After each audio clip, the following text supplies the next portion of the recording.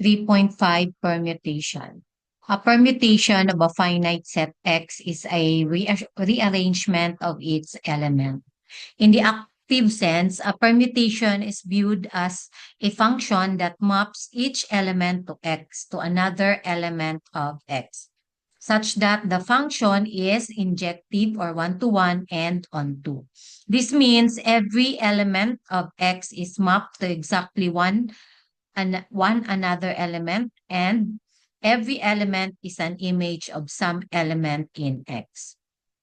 In the passive sense, we assume that X has a natural or fixed ordering of its elements, such as X is equal to the set X1, X2 up to Xn.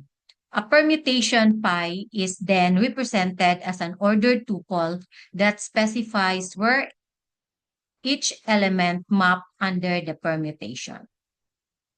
Example, consider X equal to the set ABC with a natural ordering ABC.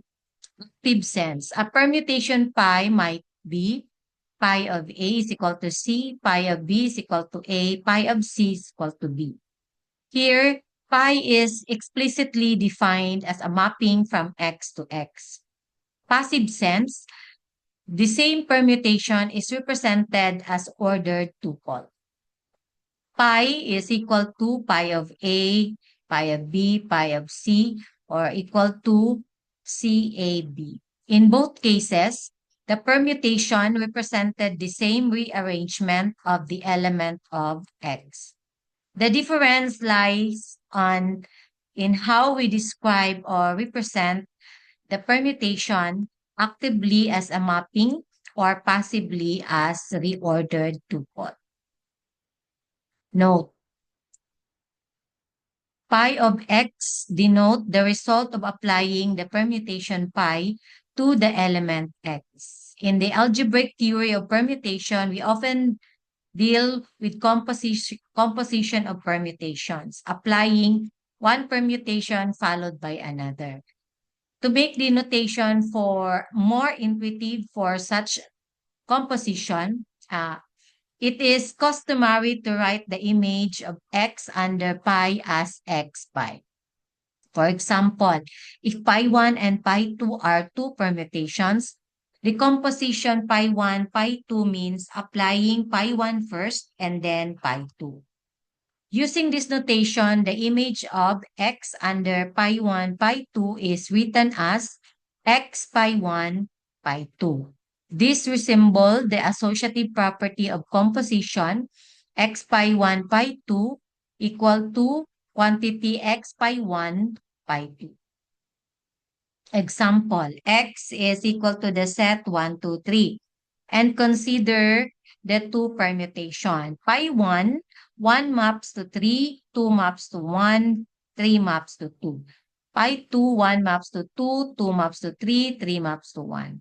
Then, 1 pi 1 pi 2 is equal to 1 pi 1. So, 1 maps to 3.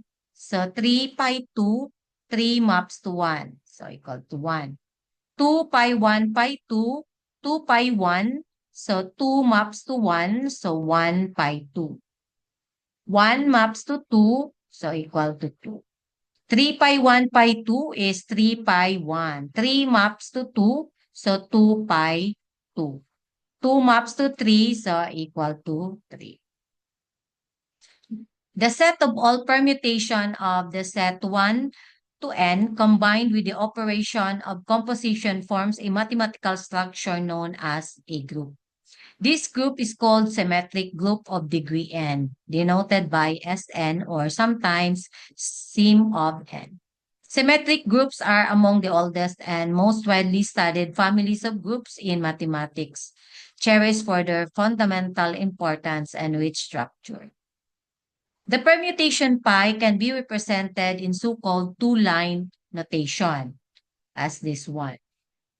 The top row can be in any order as long as x pi is directly under x for all x. If the top row is in natural order, then the bottom row is the passive form of permutation.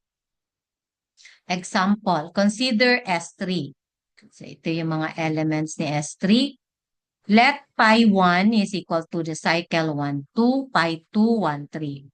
So, in two-line notation, ang 1, 2 meaning fix si 3. Pag wala sa cycle meaning fix. So, 1, 2, 2, 1.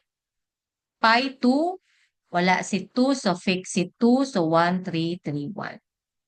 The composition of pi 1, pi 2 is equal to, so sulat si pi 1, then composition pi 2. Start sa left. So 1, 2, 2, 2. So 1 maps to 2. 2, 1, 1, 3. So 2 goes to 3, 3, 3, 3, 1. So 3, 1. This corresponds to the cycle 1, 2, 2, 3, 3, 1. So 1, 2, 3.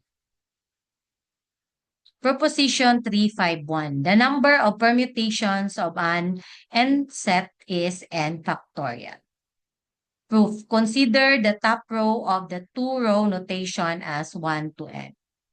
For the bottom row, there are n possible choices for the first element. Once the first element is chosen, there are n minus 1 remaining choices for the second element, since it cannot be the same as the first. So this process continues with n minus 2 choices for the third element and so on until all n elements are uniquely assigned. So in short, for n set, x sub 1 up to x sub n, the total number of permutation is n factorial is equal to n times n minus 1 times n minus 2 up to 1. There's another shorter representation of a permutation, the cycle form. A cycle or cyclic permutation is a permutation of a set X which maps X1 maps to X2 up to balik sa X1, where X1 up to Xn are all elements of X in some order. It is represented as X1 up to Xn. The cycle is not unique. We can start at any point. So, xi dot dot xn, x1 dot dot x sub I minus 1 represent the same cycle. Example, let x1 to 4 and consider the cycle 1, 3, 4. This means that 1 maps to 3, 3 maps to 4, and 4 maps to 1. So, in two-line notation, so 1, 3, fix ang 2, 3, 4, 4, 1. So the cycle 1, 3, 4 can also be written starting at a different point, but it represents the same cycle. So there's 3. If a permutation contains multiple independent cycles, it is written as a product of disjoint cycles. So for instance, the permutation that maps 1 maps to 3, 3 to 1, 2 to 4, 4 to 2. So it's written as 1, 3, 2, 4, indicating two disjoint 2 cycles. Proposition 352. Any permutation can be written as a composition of cycles on pairwise disjoint subsets. The representation is unique, apart from the order of the factors and the starting points of the cycle.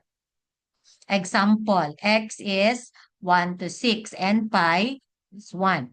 Then, 1 maps to 2, 2 to 1. So, forming 1, 2 cycle. Then, 3 to 4, 4, 6, 6 to 3, forming the cycle 3, 4, 6. Then, 5 is fixed. Thus, the permutation is pi equal to 1, 2, and cycle 3, 4, 6. Sample 2, let x 1 to 6 and this the pi. Then the permutation in cycle notation is, so 1, 3, 3, 4, 4, 1. So 1, 3, 4. 2, 6, 6, 2. So 2, 6. Then fix C5.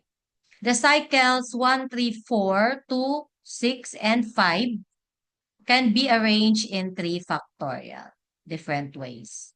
The cycle 1, 3, 4 has 3 different starting points. So, yan.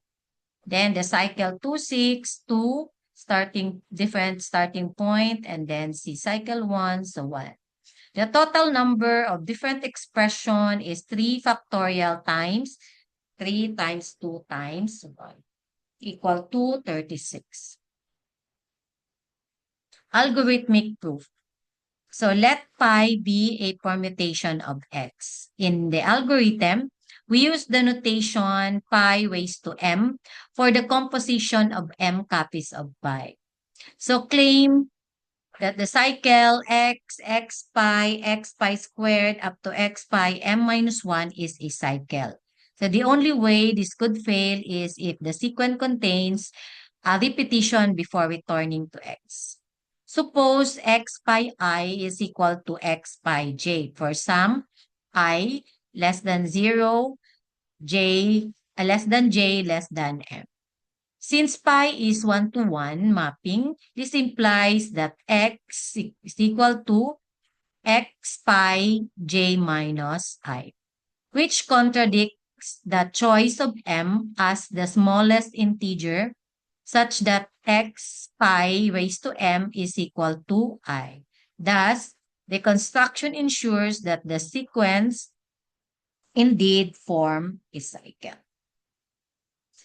Next, want to show that the cycle use disjoint set of points. Suppose that x pi I is equal to y pi j. And suppose that x is chosen before y.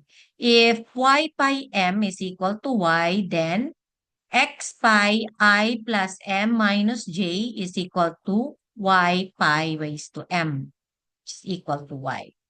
Contradicting to the fact that y, when chosen, doesn't already lie in a cycle. So it is clear that any point of x lies in one of the chosen cycles.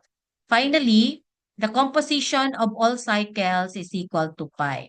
So for given a point z, there's a unique y and I such that z is equal to y pi I. Then the cycle containing y agrees with pi is mapping z to pi, y pi raised to I plus 1. And all the other cycles have no effect on z. 3.6, estimate for factorials. Theorem 3.6.1. We have this inequality. So proof. From figure 3.1, we can observe that the function y equal to log x is increasingly for all x greater than 0, as its derivative 1 over x is positive for all positive x. So in figure 3.1, A, the tops of the rectangles lies above the curve y equal to log x, while in 3.1b, the tops of the rectangles lie below the curve. In other words, so ito na ang representation ng graph. So for the lower bound, we have this one. So since the integral of log x dx from 1 to n is equal to this, so ang lower bound, n log n minus n plus 1 is less than or equal to log n factorial.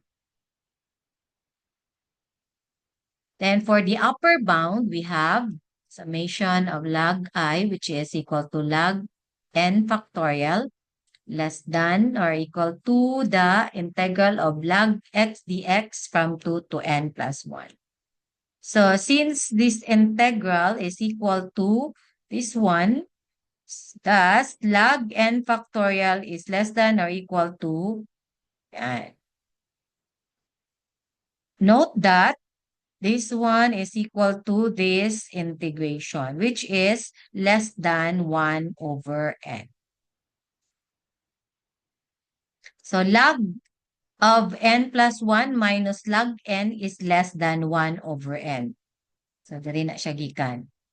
Less than. So multiply both by n. So, may mo na siya ging ani less than 1. Then, transpose ang negative n log n. So, maging n log of n plus 1 less than n log n plus 1.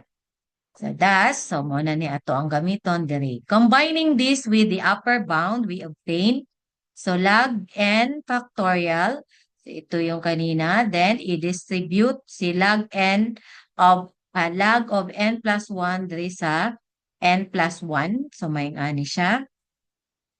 Minus n plus 1 copy. Then, si n log of n1 is less than. So, ayan. Tang na. Tapos, simplify. Then, mauna na siya. Stirling formula. So, a more precise daw to estimate n factorial. Proposition 3.6.3.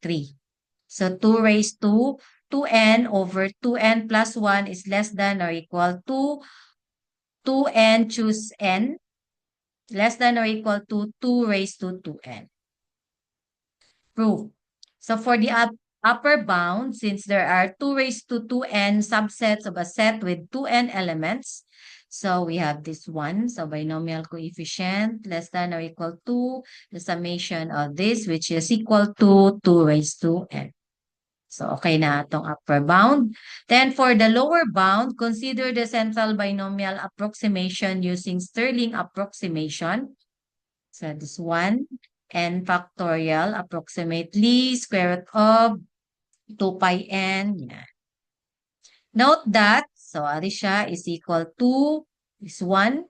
So, compute na to ang 2n, quantity 2n factorial and n factorial squared using Stirling approximation. So, muna ni ilang mga value.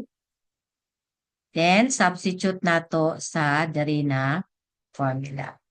So, muna ni siya.